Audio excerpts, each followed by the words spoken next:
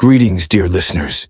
I am Joseph, son of Jacob, grandson of Isaac, and great-grandson of Abraham.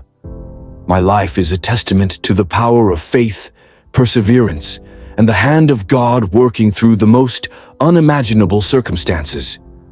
Allow me to take you through the tapestry of my life, woven with both triumphs and trials. Let my journey be a light for your path and a mirror for your soul. I was a boy when my story began, the favorite of my father, Jacob. He loved me more than all my brothers and gave me a coat of many colors, a symbol of his affection and a source of my brother's envy. I dreamt dreams, visions of sheaves of grain bowing to mine, and stars, the sun, and the moon bowing before me. These dreams spoke of greatness, but my brothers saw arrogance. I didn't understand the full meaning then, but I knew they were from God. Dreams are seeds of destiny.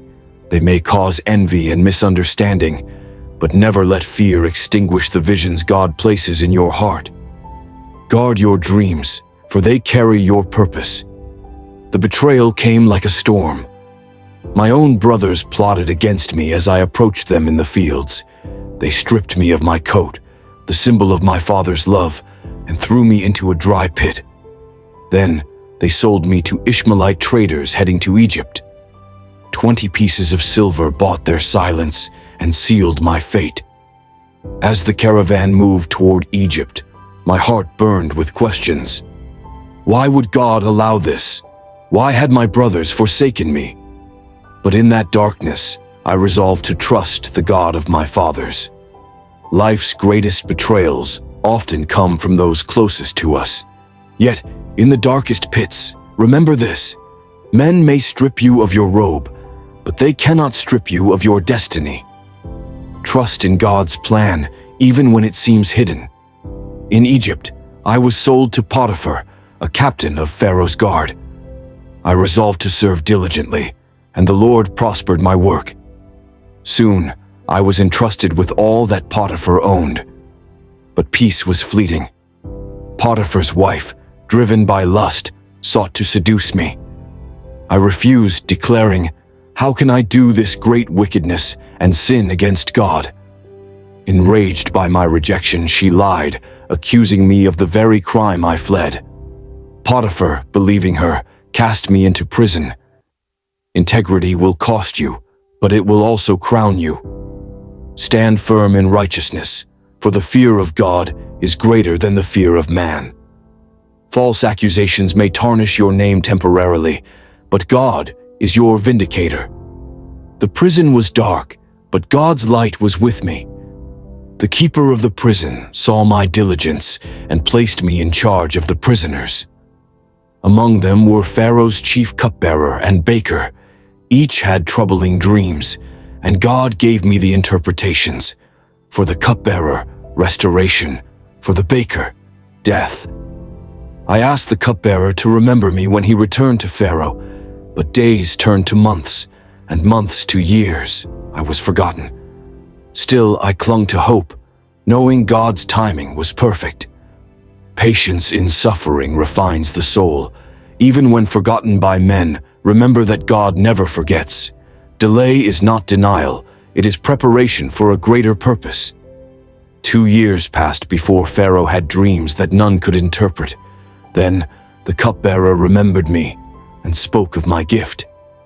I was summoned to the palace, where Pharaoh recounted his dreams of 7 fat cows devoured by 7 lean ones, and 7 full ears of grain swallowed by 7 withered ones. I told Pharaoh, "The dreams are one. God reveals what he is about to do. 7 years of plenty will be followed by 7 years of famine. Let Pharaoh appoint a wise man to store grain during the years of abundance." Pharaoh saw the wisdom in my words and placed me second only to himself, ruler over all Egypt. When the call comes, be ready. Use every season of waiting to prepare for the moment God elevates you. Wisdom and humility in times of promotion are as vital as patience in times of trial. The famine, as I had foreseen through Pharaoh's dreams, struck hard, It spread far and wide, reaching even the land of Canaan, where my father Jacob and my brothers lived. Hunger drove my brothers to Egypt, though they did not know it was I who governed the distribution of grain. Their arrival marked the beginning of a series of events that would test their hearts and fulfill God's greater purpose. It was an ordinary day when I saw them, 10 men bowing low before me, desperate for food. My heart raced, for these were my brothers, the very ones who sold me into slavery. They did not recognize me, dressed in the garments of an Egyptian ruler, speaking their language through an interpreter. But I knew them immediately. My dream from long ago had come to life, their sheaves bowing to mine. To conceal my identity, I spoke harshly, accusing them of being spies. They protested, saying, "We are 12 brothers, sons of one man. The youngest is with our father, and one is no more." I seized the moment to test their integrity and said, "Prove your honesty by bringing your youngest brother to me. One of you will remain here in prison, while the rest return with grain for your households." I imprisoned Simeon and sent the others back with sacks of grain. Secretly, I ordered my steward to return their silver to their sacks, a gesture that would confuse and frighten them. When they discovered the silver on their journey home, fear gripped them. They wondered aloud, "What is this that God has done to us?" Sometimes God uses trials to awaken our conscience and lead us to repentance. Be mindful of how He uses circumstances to shape your heart and align you with His will. Hunger drove them back, but not without struggle. My father, Jacob, was reluctant to part with Benjamin, the youngest, and now his dearest after my supposed death. But Judah, my brother, pledged his life for Benjamin's safety, and my father relented. When they arrived, I saw Benjamin, the brother of my own mother, Rachel. Overcome with emotion, I withdrew to weep in private. I returned, composed, and ordered a feast prepared for them. They marveled at my hospitality, but I was not done testing their hearts. I ordered my steward to fill their sacks with grain and once again return their silver. But this time I added a twist. My silver cup was hidden in Benjamin's sack. After they departed, I sent my men after them, accusing them of theft. When the cup was found with Benjamin, they tore their clothes in despair and returned to plead for his life. Judah, who had once conspired against me, now stood before me with a plea that shook my soul. He offered himself in Benjamin's place, saying, "Let your servant remain as a slave, but let the boy return to his father.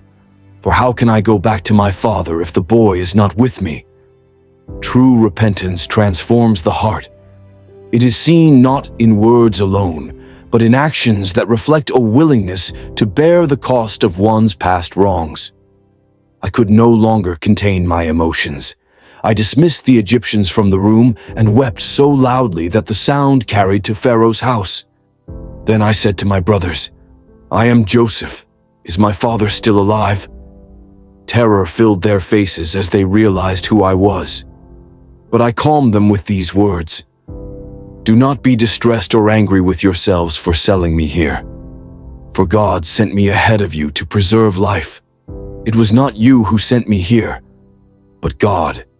He has made me a father to Pharaoh, lord of his household, and ruler over all Egypt." I embraced them, and we wept together.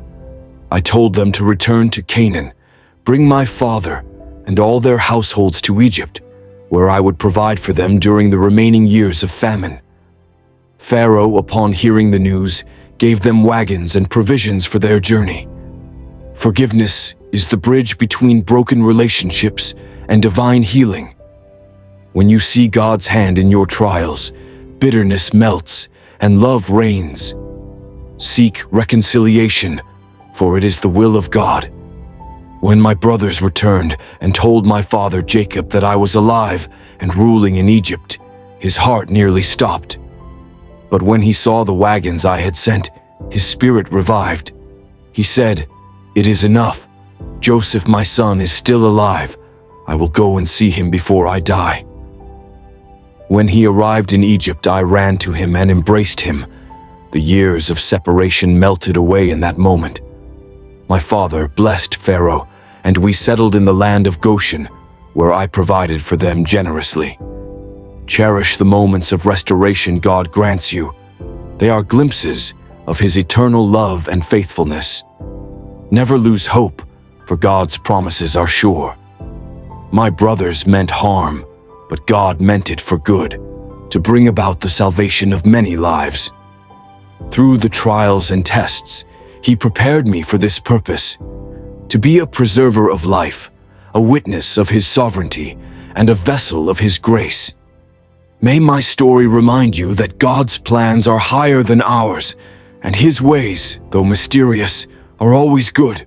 Years passed, and I lived to see my children and grandchildren. Before I died, I reminded my family of God's promise to return us to the land of Canaan. When God visits you, carry my bones from here, I said, for Egypt was not our home. Never lose sight of God's promises, even if they seem distant. Live a life that plants seeds of faith for future generations, leaving a legacy rooted in trust and obedience to God. Dear listeners, my life was filled with trials, triumphs, and divine purpose. From the pit to the palace, I saw the hand of God weaving a story far greater than I could imagine. You too are part of his grand design. Embrace your trials, guard your integrity, forgive freely, and trust in God's timing. For in the end, all things work together for good for those who love him. Go forth, and may the God of Abraham, Isaac, and Jacob guide your steps as he did mine.